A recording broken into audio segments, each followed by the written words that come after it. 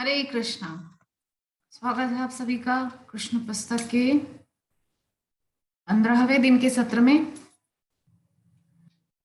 पिछले 3 दिनों से किसी कारणवश हम इस कृष्ण पुस्तक के पाठ का रिकॉर्डिंग नहीं कर पाए। तो पिछले सत्र में हमने चर्चा की थी कि श्री कृष्ण बलराम सहित अपने ग्वाल बाल मित्रों के साथ बाहर खेल रहे थे और माता यशोदा अपने दोनों बेटों को लेने के लिए बाहर जाती है, उनको बुलाती है और कहती है कि तुम लोग जल्दी से आ जाओ, सुबह से खेल रहे हो, थक गए होंगे, आज तुम्हारा जन्मदिन है, हे कृष्ण, तुम्हारे हाथ से पूजा करवाना है, गौदान करवाना है। और तुम्हें पता है आज तुम्हारी वजह से तुम्हारे पिताजी नंद बाबा अभी तक भोजन नहीं किए हैं क्योंकि तुम दोनों घर में नहीं हो। इसलिए जल्दी से घर में आओ, भोजन करो। सबसे पहले मैया ने उनको स्नान करवाया, वस्त्राभूषण अलंकार धारण करवाए, उनके हाथ से पूजा करवाई, व्रत ब्राह्मणों को गौदान करवाई। इस प्रकार से माता ने बहुत सुंदर लाला के जन्मदिन का उत्सव मनाया। तत्पश्चात आज हम चर्चा करते हैं कि इस घटना के पश्चात सारे वयोवृद्ध ग्वाले एकत्र हुए और नंद महाराज ने उनकी अध्यक्षता की। सबों ने मिलकर परामर्श दिया कि असुरों के कारण महावन में होने वाले उत्पातों को किस प्रकार रोका जाए। तो नंद बाबा के साथ सभी ग्वाले मिलकर एक विचार विमर्श करने के लिए एकत्रित हुए कि असुरों के कारण अभी वो लोग सब रह रहे हैं महावन में, जो गोकुल के निकट है। क्योंकि पहले नंद बाबा अपने पूरे परिवार और ब्रजवासियों के सहित गोकुल यानी कि महावन में रहते थे। तत्पश्चात वहां से आते हैं, कहाँ आते हैं उसकी हम चर्चा करते हैं आगे। तो पहले गोकुल महावन में वे सब रहते थे और वहां पे वो चर्चा कर रहे हैं कि अब यहाँ से हमें चले जाना चाहिए क्योंकि असुरों का जो उत्पात है वो बहुत बढ़ता जा रहा है। और सबसे ज्यादा कष्ट हमारे प्रिय कृष्ण को हो रहा है, उसके ऊपर ही सबसे ज्यादा कष्ट आ रहे हैं। असुर मुख्य रूप से कृष्ण को ही आघात पहुंचाने के लिए आते हैं, किंतु भगवान श्री हरि की कृपा से स्वयं वे राक्षस ही यहाँ से मर के चले जाते हैं, उनकी मृत्यु हो जाती है। तो नंद महाराज के भाई उपनंद भी उस सभा में उपस्थित थे। उपनंद बड़े भाई हैं नंद बाबा के, तो वो बहुत विद्वान हैं, अनुभवी हैं, समझदार हैं, बुद्धिमान हैं। तो कृष्ण और बलराम से वे बहुत प्रेम करते हैं, हितैषी हैं दोनों के और अग्रणी हैं समाज के, क्योंकि नंद बाबा के बड़े भाई हैं। तो सभा को संबोधित करते हुए उन्होंने कहा कि हे मित्रों, अब हमें यहाँ से दूसरे स्थान पर चले जाना चाहिए, क्योंकि यहाँ यानी कि महावन में हम देख ही चुके हैं, जब से श्री कृष्ण आए हैं तब से असुरों का आतंक निरंतर बना हुआ है। कभी कुछ होता है, कभी कुछ होता है। तो नित्य ही यहाँ पर बड़े बड़े असुरों का आतंक फैला हुआ है, शांति उन्होंने भंग की हुई है और मुख्य रूप से हमारे बच्चों को सबसे ज्यादा उन्होंने कष्ट दिया है। और कृष्ण पे संकेत करते हुए बोल रहे हैं कि कृष्ण को सबसे ज्यादा कष्ट असुरों से हुआ है। तो फिर आगे कह रहे हैं कि जरा पूतना के और कृष्ण के विषय में सोचिए, यह केवल भगवान हरि की कृपा थी कि कृष्ण इतनी बड़ी राक्षसी के हाथ से बाल बाल बच गए। इसके पश्चात शक्टासुर, तृणावर्त और इसके बाद कहीं कहीं और भी संकट आए। वृक्ष गिर गए दो बड़े बड़े लाला के, वो तो बच गया, वरना अगर कृष्ण के ऊपर गिरते तो क्या होता। तो इस प्रकार से अपने प्रेम के कारण वो ऐसे सोच रहे हैं, यद्यपि उनको पता नहीं है कि ये साक्षात जगन निवास है, साक्षात श्री कृष्ण परम पुरुषोत्तम है, उनका कोई कुछ नहीं बिगाड़ सकता। किंतु अपने प्रेम, अपने वात्सल्य के कारण उनको ऐसा अनुभव हो रहा है कि हमें ये न किने प्रकार इस जगह को छोड़ करके और अपने कृष्ण की सुरक्षा के लिए यहाँ से चले जाना चाहिए। तो जीवन का केंद्र बिंदु उनके लिए कृष्ण है, इसीलिए वो कृष्ण के लिए उस स्थान को छोड़ने को भी तैयार है जहां पे उनका बहुत अच्छा सब कुछ बसा बसाया घर संसार था, महावन में गौएं चरने जाती थी इत्यादि, सब कुछ बहुत अच्छे से चल रहा था।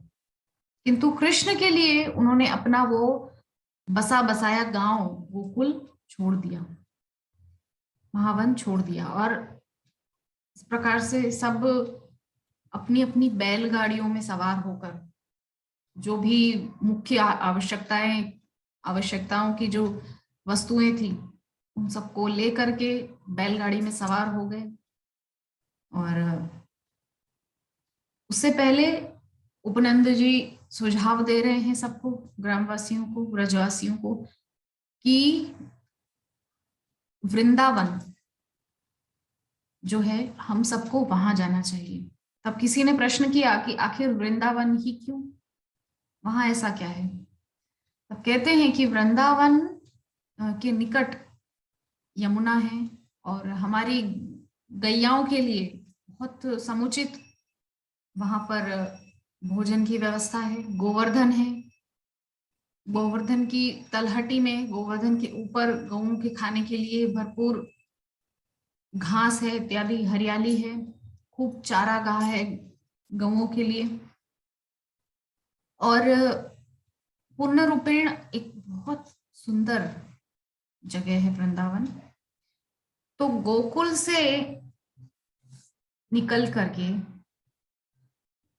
सभी अपने अपने बैलगाड़ियों पर सवार होकर के वृंदावन के लिए चले हैं। असल में गोकुल से आए हैं तो नंद बाबा ने बसाया है नंदगांव और वृषभानु जी ने बसाया है बरसाना। तो नंद पर्वत जो है, जो शिव का स्वरूप है, नंदेश्वर पर्वत, वहां पर आए हैं नंद बाबा, उन्होंने उस नंदेश्वर पर्वत पे नंदगांव बसाया है। और बरसाना जो है वो ब्रह्म पर्वत पर है, यानी कि ब्रह्मा जी का स्वरूप है। तो ब्रह्म पर्वत पर श्री वृषभानु जी ने बरसाना बसाया है, और विष्णु का स्वरूप ही श्री गोवर्धन जी है। तो इस प्रकार से तीनों ब्रह्मा विष्णु महेश पर्वत के रूप में ब्रजमंडल में विराजमान है। तो नंद बाबा नंदगांव बसाए हैं, गोकुल से आए हैं नंदगांव, और उन्होंने बसाया है, वृषभानु जी ने बरसाना, और रह रहे हैं गोवर्धन के लगभग निकट ही हैं। तो गोकुल से आए हैं, नंदगांव बसाया है, बरसाना बसाया है, गोवर्धन के निकट हैं। अब लीलाएं सारी होंगी वृंदावन में, गौचारण होगा। जो ये ब्रज 84 का पूरा परिक्रमा है, ब्रज 84 कोस में कई सारे वन हैं, ताल वन है, तमाल वन है, काम वन है, महावन है, इसके अलावा वृंदावन है, मधुवन है। ये सब जो है बहुत ही रम्यक स्थान है सभी, और सभी जगह पर जो है हरियाली परिपूर्ण रूप से है, क्योंकि साक्षात जगन निवास श्री कृष्ण वहां पर विराजमान है अपनी लीलाओं को विस्तारित करने के लिए।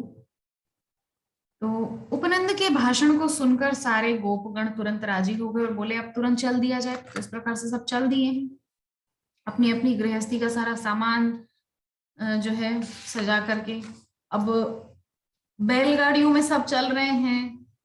बहुत सुंदर दोनों भैया बैलगाड़ी में बैठे हैं, हंसी मजाक कर रहे हैं, कोई अपनी जो सींग होता है वो बजा रहा है, कोई बांसुरी बजा रहा है, कोई क्या बजा रहा है, अलग अलग अपने जो वाद्य हैं उनको बजा रहे हैं, ग्वाल बाल सखा सब मिल करके। और ब्रज की जो बालाएं हैं बहुत सुंदर श्रृंगार करके, अद्भुत, उनकी तो सुंदरता का वर्णन कौन कर सकता है। वे सब गाड़ियों पर बैठी थी और महंगी से महंगी साड़ियां पहने हुए बैठी, आभूषणों से सज्जित, और सदा की भांति कृष्ण की लीलाओं का गान कर रही थी, आपस में चर्चा कर रही है। अरे सखी पता है उस दिन जब बछड़े चराने जा रहा था नहीं, बछड़े चराना अभी शुरू करेंगे। तो कह रही हैं कि उस दिन जब लाला को हमने देखा था, नहीं, बछड़े चराना शुरू कृष्ण ने कर दिया है, हम चर्चा कर चुके हैं कि अभी बकासुर का जो है वध होना है अब इसी अध्याय में, वत्सासुर बकासुर। तो कृष्ण बहुत सुंदर लीलाएं प्रारंभ कर दिए हैं, वृंदावन में आए हैं, गौचारण उन्होंने शुरू कर दिया है वृंदावन में आकर के। तो वृंदावन की शोभा देखकर ही कृष्ण का मन मचल गया, और बाबा और मैया दोनों के सामने गौचारण का प्रस्ताव उन्होंने रखा। तो मैया बाबा दोनों कहे कि नहीं, अभी तुम बहुत छोटे हो, इसीलिए तुम जो बछड़ा होते हैं उनको तुम चरा सकते हो, वत्स जो होते हैं वत्स चारण तुम कर सकते हो। तो वत्स चारण की जो है मैया बाबा ने उनको अनुमति दी है। तो कृष्ण ने बड़े हो जाने पर बछड़ों का भार उनको मिल गया, बहुत प्रसन्न है दोनों भैया, इतने प्रसन्न हैं क्योंकि कृष्ण क्यों आए हैं। नमो ब्रह्मण्य देवाय गौ ब्राह्मण हिताय च, ब्रह्मण्य देव कहा है कृष्ण को, ब्राह्मण उनके सिर मोर हैं, उनको बहुत प्रिय हैं। नमो ब्रह्मण्य देवाय गौ ब्राह्मण हिताय च, गौओं का ब्राह्मणों का हित करने के लिए भगवान आते हैं। जगद्धिताय कृष्णाय गोविंदाय नमो नमः। कृष्ण जिस कार्य को करने के लिए अत्यंत उत्साहित थे और जिसके लिए वे मुख्य रूप से आए हैं पृथ्वी पर, वो गौचारण का अवसर उनको प्राप्त हुआ है, बछड़ा चराने का। तो ग्वाल बालों को बचपन में ही गौओं की देखभाल करना सिखाया जाता है, उन्हें सबसे पहले बछड़ों की रखवाली का उत्तरदायित्व सौंपा जाता है। अतः कृष्ण तथा बलराम अन्य ग्वाल बालों के साथ चारागाह में गए, जहां बछड़ों का भार संभाल कर वे अपने संगियों के साथ खेलने लगे। अब दोनों भैया जो है अपने अपने सखाओं के साथ खेल रहे हैं, बछड़ा चर रहे हैं, हरियाली के आसपास घूम रहे हैं, इस प्रकार से बहुत आनंद कर रहे हैं दोनों भाई। बांसुरी बजाता है कभी कोई, कभी कभी बेल के फलों को जो है वैसे गेंद की तरह खेल रहे हैं बेल के फलों से। कभी दोनों आमलक और बेल के फलों को गेंद की तरह खेलते हैं, कभी कभी नाचते हैं, तो कभी कभी जो पैरों में मैया ने नूपुर बांध रखे हैं उसकी रुंझुन कर करके बहुत आनंदित होते हैं दोनों भैया। कभी कभी वे कंबल ओढ़कर स्वयं बैल तथा गैया बन जाते हैं। ऐसी अद्भुत अद्भुत लीलाएं दोनों भैया करते हैं। इस तरह कृष्ण तथा बलराम खेलते रहते।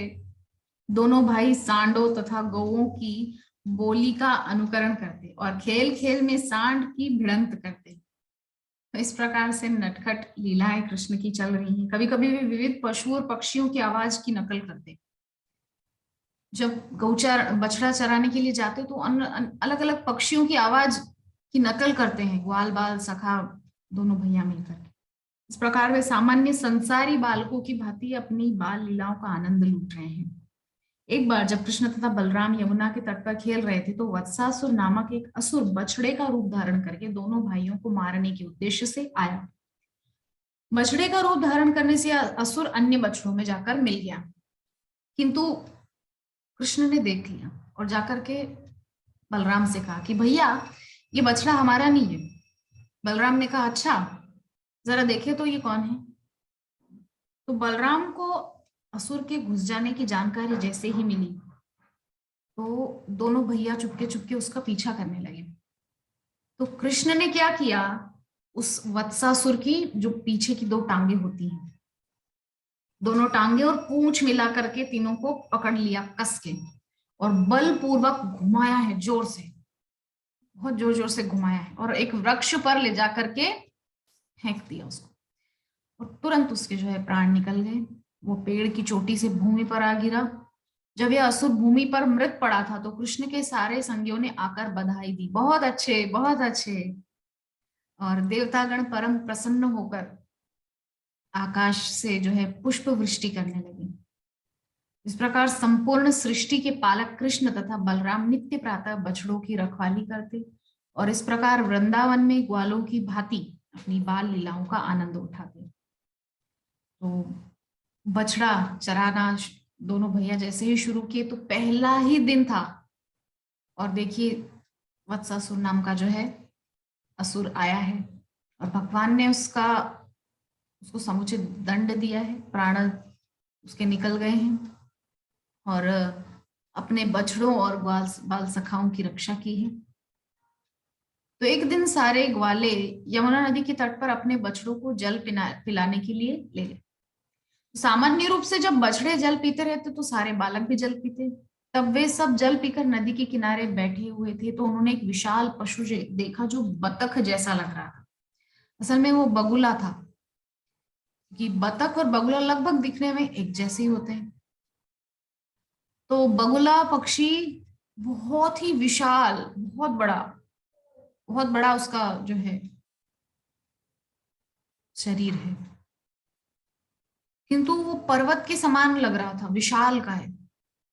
तो उसकी चोटी वज्र के समान कठोर थी। तो जब उन्होंने इस असामान्य पशु को देखा तो सब डर गए। सखा बेचारे छोटे छोटे बालक हैं, 4-5 साल के छोटे छोटे बालक हैं, डर गए। तो इस पशु का नाम है बकासुर। बकासुर अर्थात बक पूतना का भाई है, पूतना और अघासुर का भाई है। बगुले बगुले के रूप में आया है, और ये जो है कंस का मित्र था। तो वह वहां पे जो है सहसा प्रकट हो गया, अचानक ही वहां पे प्रकट हो गया, और उसने अपनी जो चोंच है, नुकीली चोंच, उससे कृष्ण पर आक्रमण किया। जैसे उसने कृष्ण को देखा, तुरंत कृष्ण पे आक्रमण किया, और कृष्ण को अपनी चोंच में दबा के तुरंत निगल गया, तुरंत एकदम झटके से। सब ग्वाल बाल देखते ही रह गए। तो कृष्ण जैसे ही उसके मुख में गए, तो जितने भी बलराम आदि सखा थे सब निष्प्राण हो गए, मतलब एकदम मर ही गए लगभग, मान लो उनकी मृत्यु हो गई हो। किंतु जब बकासुर कृष्ण को निगल रहा था, तभी उसके गले में तीव्र जलन होने लगी। अंदर ही अंदर कृष्ण ने ऐसी अग्नि प्रकट की है उसके मुख में, कि उस जलन की वजह से उसका जो मुख है, क्योंकि कृष्ण का शरीर क्या है, तेज रूप है, तेजमान है उनका शरीर, साक्षात सूर्य और चंद्रमा उनके नेत्र हैं।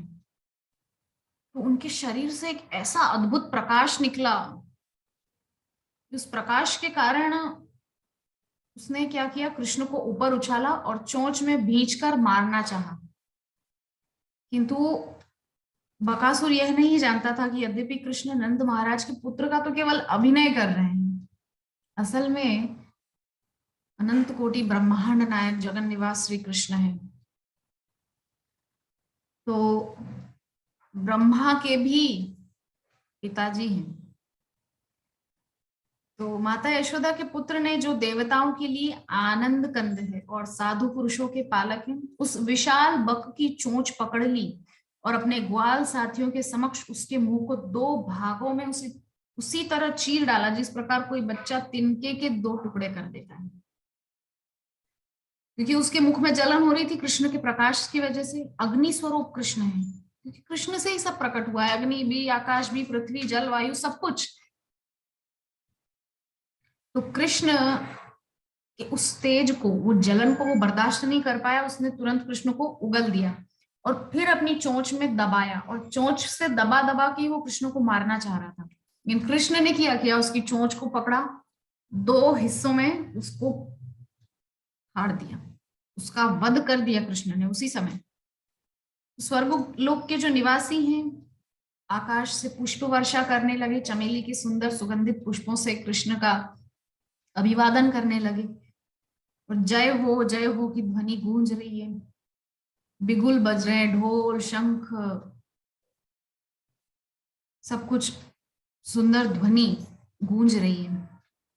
जब लड़कों ने पुष्प वर्षा देखी तो, और जो स्वर्ग से जो ध्वनियां सुनाई दे रही थी, शंख मृदंग इत्यादि की, तो वे आश्चर्यचकित रह गए और देख रहे ये क्या हो रहा है, जय हो की ध्वनि सुनाई दे रही है।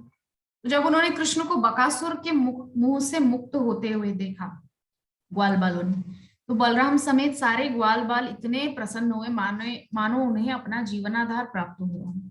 क्योंकि कृष्ण तो सचमुच उनका जीवन का आधार है। कृष्ण के बिना उनका जीवन अधूरा है। वो कृष्ण को ही देख देख कर जीते हैं। कृष्ण को ही, कृष्ण का जो मधुर मुस्कान वाला चेहरा है, उसको देखकर ही वो लोगों के प्राण चलते हैं, उनका जीवन चल रहा है।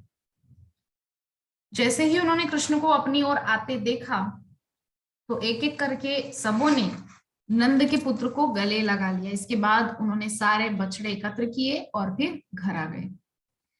तो वत्सासुर और बकासुर दो का वध यहाँ पर कृष्ण ने किया है। तब जब घर आ गए हैं तो नंद के पुत्र के आश्चर्यजनक कार्यकलापों का वर्णन करने लगे। अपने अपने घरों में सब बच्चे बता रहे हैं, अरे मैया पता है, आज लाला ने यूं करी, आज लाला ने त्यों करी।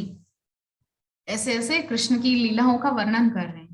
अपने अपने घरों के जो सदस्य हैं, बड़े लोग हैं, उनके सामने बता रहे हैं। जब समस्त गोपियों तथा ग्वालों ने यह लड़कों से यह कहानी सुनी, अपने बच्चों से ये जब सुनी बातें, तो बहुत प्रसन्न हो रहे हैं। अरे वाह, ये तो बहुत सुंदर बात है। तो कृष्ण को अपने अंतःकरण से चाहते हैं, वो दिखावा नहीं करते हैं। सच में उनके अंदर प्रेम है कृष्ण के प्रति। तो इसीलिए वो अंतःकरण से चाहते हैं, इसीलिए सुनकर के प्रसन्न हो रहे हैं। यदि अब कोई ऊपरी प्रेम वाला होता तो वो संभवतः द्वेष भी कर सकता था। जैसे कंस को कृष्ण से भय था, शिशुपाल को द्वेष था, इस प्रकार से। किंतु उनके अंदर निष्काम प्रेम है, इसीलिए वे प्रसन्न हो रहे हैं सुनकर के। और उनकी महिमा और ऐसे सुंदर सुंदर विजय गाथाओं को सुन सुनकर उनके अंदर और प्रेम बढ़ रहा था, और उनके अंदर वात्सल्य भाव बढ़ रहा था। बड़े बड़े जो माता पिता हैं उन बाल बालों के, और यह सोचकर कि बाल कन्हई मृत्यु के मुख से लौट आया है, उनके मुखमंडल को और भी अधिक प्रेम तथा वात्सल्य से देखने लगे। कृष्ण को देखकर सबका मन ऐसा आनंद से ओतप्रोत हो जाता था।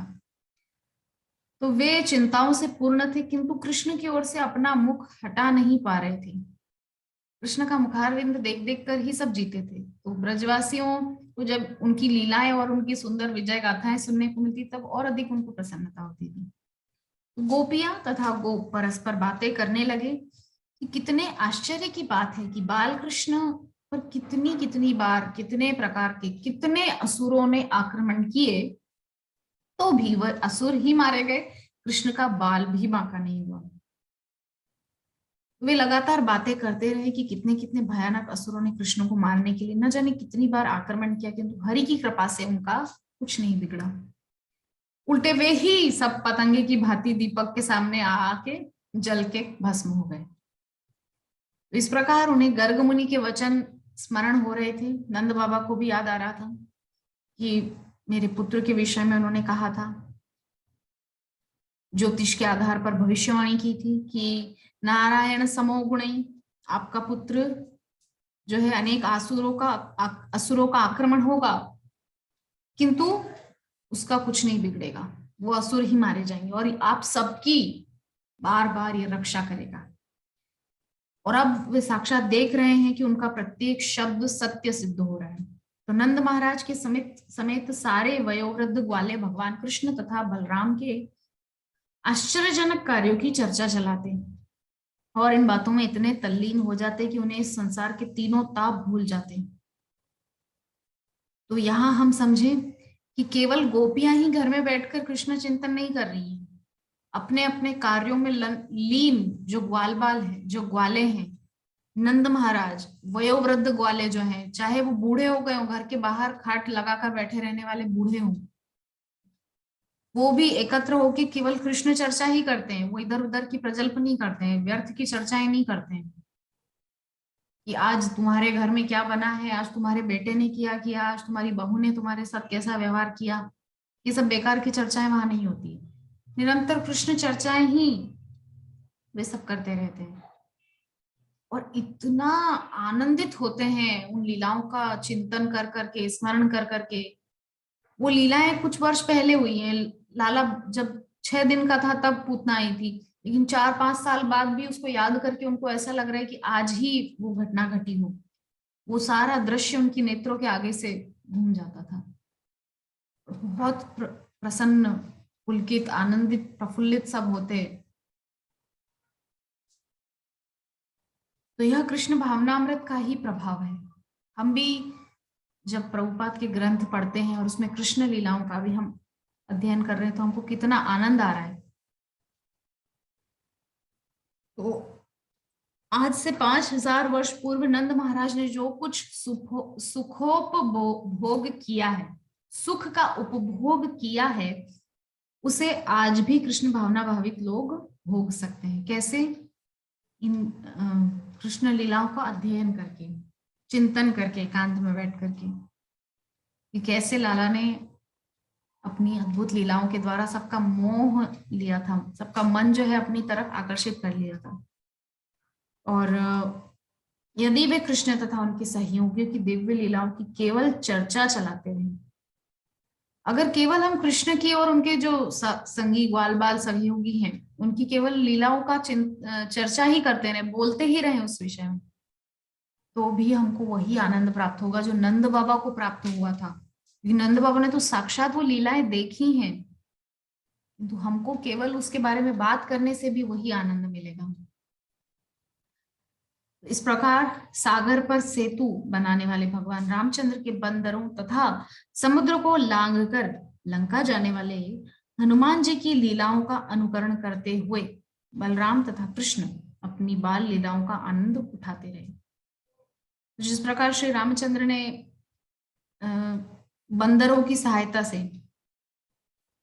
भगवान रामचंद्र के बंदरों तथा समुद्र को लांघकर लंका जाने वाले हनुमान जी की लीलाओं का अनुकरण करते हैं, जिस प्रकार राम जी के जो सहयोगी थे वानर, जिन्होंने राम सेतु बनाया था, वो सभी वानर और लंका जाने वाले समुद्र को लांघकर ऐसे हनुमान जी उनकी लीलाओं का अनुकरण करते हैं। कृष्ण बलराम दोनों मतलब वानरों की तरह उछल कूद करते हैं, लीलाएं करते हैं।